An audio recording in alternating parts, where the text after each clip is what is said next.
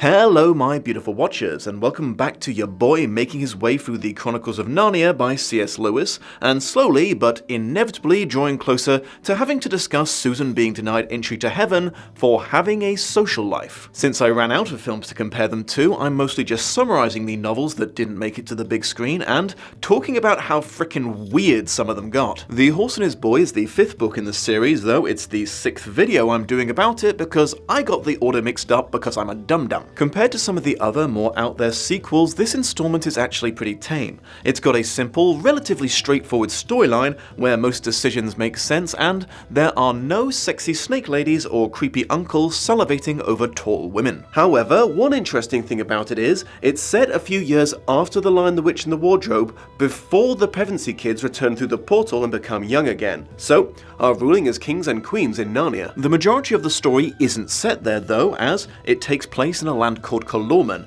a massive country to the southeast of Narnia that's on the other side of a wide desert and ruled over by a sultan-like leader known as the Tisroc. It appears to be heavily based on Middle Eastern countries like Persia, Arabia and Turkey, but don't worry, this middle-aged British white man in the 1950s portrayed their culture with respect and open-mindedness. Just kidding, they're an evil expansionist empire that runs on slavery and child brides. On a personal note, when I first read this, I was weirdly disappointed to find out that this whole time, Narnia has been this small, relatively insignificant kingdom that's only not been conquered because there's a big desert between them and their rivals, instead of the biggest, baddest nation around. A mindset that probably explains a lot about Imperial Britain now that I think about it. It's also noteworthy that in this book, Lewis completely dropped the plotline that every human on Narnia's planet originally came from Earth somehow or other. After having gone through such lengths to explain the Telmarine's presence in Prince Caspian and the population of the pirate city-states islands in Dawntreader as their lost colonies, Colorman appears to have just always been there. The titular boy of the story is a lad called Shasta. He was found as a baby on the seashores of Colorman by a fisherman named Ashish, who raised him as his son, though treated him more like a servant and was violently abusive towards him. One day, a local official comes to visit his father, and Shasta overhears them talking. Ashish, I intend to buy your boy to be my slave. What? What sort of massive price could you possibly offer me to sell my own flesh and blood into slavery? Yaha, I know he's not really your son, Ashish. How could you even suggest that? Motherfucker, he's white. Ah, you got me. I'll sell him for 70 crescents. It's a sign of how badly his father's been treating him that Shasta wonders if enslavement might actually be an upgrade, but he's still understandably pretty bummed out about the whole thing. He wanders over to his would-be purchaser's mount, a big warhorse, who turns out to have been captured in Narnia, so is fully sapient and able to talk, though he's been hiding this while waiting for the perfect moment to enact a getaway plan. My rider is a total dick to his slaves. You should escape with me. We will cross the great desert and return to Narnia. Is Narnia a good place to live? Oh yes, it's a good, proper Christian country. I mean, it's a wonderful place of honor and kindness. But why are you helping me? Because it's the right thing to do. You need a rider. I need a rider. These assholes see a horse running around without a human. They're like, sweet free horse, and I can't get a sack of potatoes and a coat to stay in the saddle, so hop on. But if you even think about using spurs or pulling my reins, I'll kick you all the way across the sea to Aslan's country. So, what's your name? Bree Hinny Brinny Ruihar.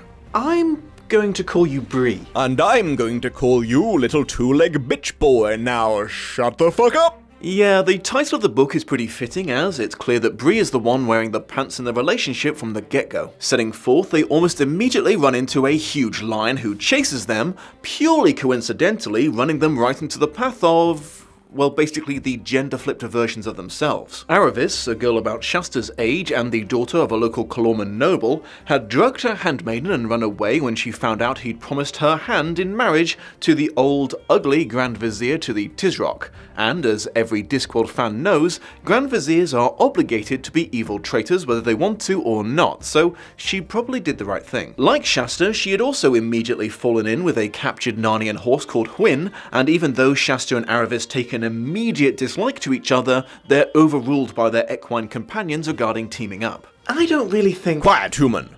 Horses are talking. In order to get to the Great Desert, they have to pass through Tashbaan, the capital city, and then through a bunch of old tombs of former rulers. Things start going tits up as soon as they enter the city. There's a visiting delegation from Narnia, which includes King Edmund and Queen Susan, and they uniformly mistake Shasta for a runaway companion of theirs, a kid called Prince Corin of Archenland, another smallish kingdom and Narnian ally. Without giving him a chance to explain, they grab him and, mistaking his confusion for heat stroke, start attempting to nurse him back to health using rest and good food, making it increasingly less likely he would want to reveal his true identity. While heroically snoozing on a sofa, Shasta overhears the Narnian rulers discussing their predicament. They had come to Calormen to discuss king stuff in good faith, but had just found out that the eldest son of the Tisroc, Prince Rabadash, a cruel and brutal man, had joined the film version of Prince Caspian in the Thirsty for Susan Club and planned to force her to marry him. They discuss a secret route through the desert known only to them as a possible escape, but decide that finding a convincing excuse to board their Narnian warship and then cheesing it before anyone can stop them would be a better option. Having been brought up by nasty slaver people, it doesn't even occur to Shasta to appeal to the Narnians for help, but he realizes that this secret desert path shouldn't go to waste. Just before he escapes, the real Prince Corin climbs through the embassy window, having apparently been out all night fist-fighting half the city for insulting his adopted mother figure, Susan. Possibly having a concussion might explain why he seems entirely unfazed upon encountering his doppelganger masquerading as him, and the lads bond a bit before switching places. Meanwhile, Aravis runs into an old school friend of hers who was sold as a child bride to a rich nobleman, but seems to be reasonably happy with the spoiled lifestyle. She successfully appeals to her for help escaping the city. While leading her to a secret exit through the palace, they overhear a secret meeting between the Tisroc, Prince Rabadash, and Aravis's would-be husband, the Grand Vizier. Infuriated by his Narnian waifu's escape, Rabadash, which incidentally definitely sounds like a Pokemon name, pitches the idea of taking a small unit of cavalry across the desert to make a surprise raid on first Archenland and then Narnia to kidnap Queen Susan, reasoning that now was a good time for it as High King Peter the Excessively Perfect was away fighting a war against some nasty giants to the north. The Tisroc, not in the running for Dad of the Year, gives him his blessing, but warns him he will disown him if he fails, and doubles down after his son leaves by claiming he will disavow all knowledge of the raid in the first place. Shasta makes his way to the necropolis and spends the night there hoping his friends will arrive soon, but instead some hungry jackals show up. Fortunately, they're scared off by what he thought at first was a huge lion, but becomes a little kitty when it comes closer. The next morning, Aravis and the horses arrive, and they set off across the desert with the intention of beating Rabadash to Archenland and warning the king of the coming raid. They have about as good a time as one might expect from crossing a huge desert, but thanks to Shasta's oasis-containing route, they make it to the other side. Around this point, Bree, who's been hubrising the fact that he was a big tough warhorse over his friends throughout the story thus far, starts getting kind of lazy and slowing everybody down, so it looks like they won't actually make it there before Rabadash. Encouragement to speed up a tad comes in the form of yet another huge fucking lion. Bree almost makes it to light speed in his panic, but Hwyn can't run as fast, so Aravis takes a bunch of claw slashes to her back before Shasta surprises everyone by running back to them and scaring the beast off with his shouting. Then the group runs into an old hermit. Are you the King of Arkland? No, son, I am an old man who lives in the woods. Would you like to come inside? Maybe throw a bandage on that? You know what, yeah, I wouldn't mind. The old geezer tends to Aravis's severely lined back, Shasta goes on alone, and Bree goes to lie down in a catatonic state in the shame corner because he left his friends to die. The kid sprints like buggery and runs right into the king, who is out for a ride with his retinue, delivering the important warning of impending doom. By the lion, young hero, you really are the splitting image of my son Corin. Sire, didn't you originally have twin sons before one of them was kidnapped and mysteriously never seen again? I'm going to reveal that later when it's more dramatic. Come, young boy I've never met before. Mount up! We must fortify the castle! Alas, Shasta has no experience riding a horse that's not smart enough to be condescending to him, and almost immediately loses his new companions in a fog. As he's riding around lost as fuck, he realizes the recurring lion is walking next to him, and Aslan finally talks to him and explains that all the stuff he's been doing, including all the times he chased them around and when he cheese-grated Aravis's back, was to help them on their quest. The next day, our boyo realizes that Aslan subtly led him to Narnia, and in an impressive flash of good sense, he runs to Caer Paravel to get reinforcements for Archenland. He has to convince some talking woodland critters to take him there though, and they've apparently become a tad more relaxed since the White Witch was defeated. Sup, dude? I must speak with the kings of Narnia immediately! Why? There's a raiding party of Calormans coming to attack Arkland! Oh shit, dude, someone should do something about that.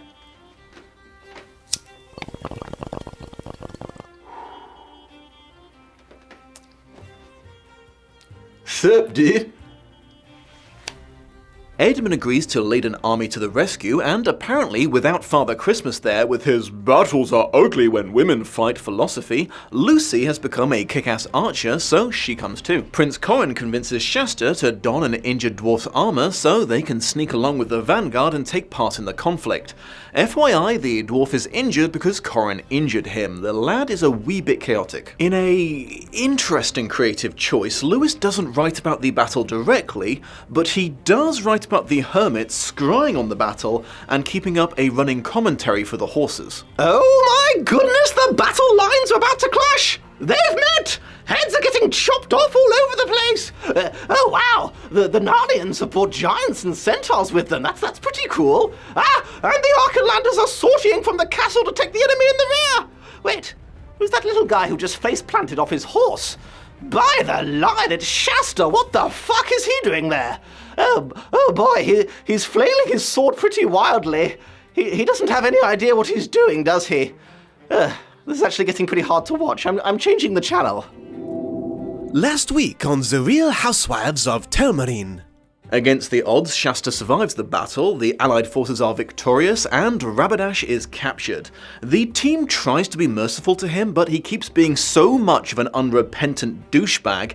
Aslan himself turns up and, well, he turns him into a donkey and puts him under lifelong house arrest. Yeah, the terms and conditions are if the naughty prince goes back to Tashbaan, he'll turn back into a human, but if he ever tries to leave again, he will turn back into an ass forever. So the dude spends the rest of his life being a super peaceful prince and king and not invading anyone. I guess his father didn't disown him after all. The king of Archenland then gives Shasta the old Darth Vader reveal and tells him that his real name is Kor because of their family's weird naming system. Presumably, if he'd had more children, their names would have been Kor, Corin, Corin Bin Ding Ding Beding, and Corin Bin Ding Bing Bing. His original kidnapping had been one of those villain tries to stop a prophecy about a baby rising up to greatness, but inevitably causing it to come true sort of dealios. He also tells the newly renamed Prince Kor that, as he was born 20 minutes sooner than his brother, he had just usurped his place as crown prince and future king, and this was completely non-negotiable. If this had gone down in Westeros, it would undoubtedly have led to a terrible and bloody civil war, but because it's a kid's book, Corin is overjoyed that he doesn't have to bear the responsibility of being the king someday. Meanwhile, Aslan turns up at the Hermit's Gaff and talks some sense into Bree. Oh my, you're so right, Aslan. I've learned a valuable lesson in humility and the importance of not looking down on others. Hooray! Shut the fuck up, little two-leg bitch boy. I mean, huzzah! Praise the lion. Jesus' fursona then explains to Aravis that he had to slash her back 10 times because the handmaiden that she had roofied got 10 lashes for her failure to keep an eye on her, so she needed to know the pain that she had caused. Which is kind of a psychotically abusive parenting technique when you really think about it. BT dubs, Aslan apparently looks so magnificent during all this, Aravis literally offers herself to him as a snack. Anyways, they all meet up again and live happily ever after. Kor grows up to be a super great king and becomes famous for bare-knuckle boxing a massive wild bear. Aravis eventually becomes Kor's queen, the presentation of which possibly helps explain why C.S. Lewis didn't get married until very very late in life. Though to be fair to him, I had just mentioned in my last review how interracial couples were rare in fiction during this time period, but it looks like C.S. Lewis was ahead of his time with this, despite his unfortunate depictions of Asians in general in this book. I've got to say, I feel a little bad for the heroes this time around. Lewis seems to be a little harder on them than past protagonists. Peter gets magical weapons and the automatic skills to use them, presumably also super strength considering how often he goes toe-to-toe with grown adults, and Shasta gets a horse who treats him like an arsehole. Susan and Lucy get sage advice and warm hugs from Aslan,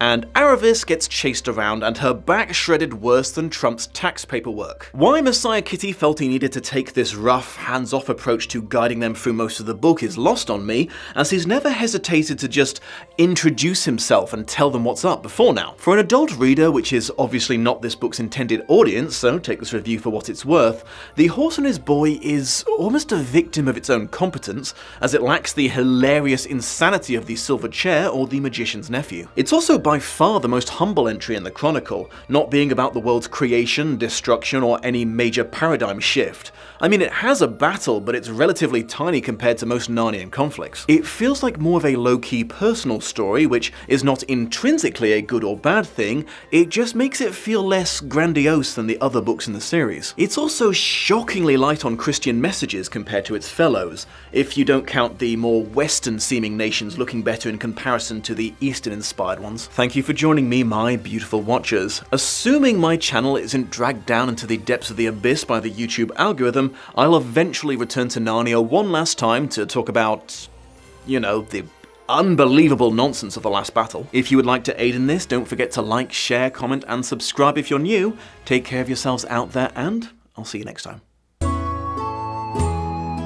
Look at my horse is amazing. Give it a lick, it tastes just like raisin. Have a stroke of its mane, it turns into a plane. Then it goes back again when you tug on its winky. Oh, that's dirty. Do you think so? I'd better not show you where the lemonade is made. Sweet lemonade, sweet lemonade, sweet lemonade, sweet lemonade. Much love and appreciation to my patrons of honor, Shelby Holtz, Quint, and April Mack. Shout out to Ilnej for the credits music, check out his channel for more parody and original songs, and a huge thank you to this video's editor, Sophia Ricciardi. Links to her work in the video description. Culliman?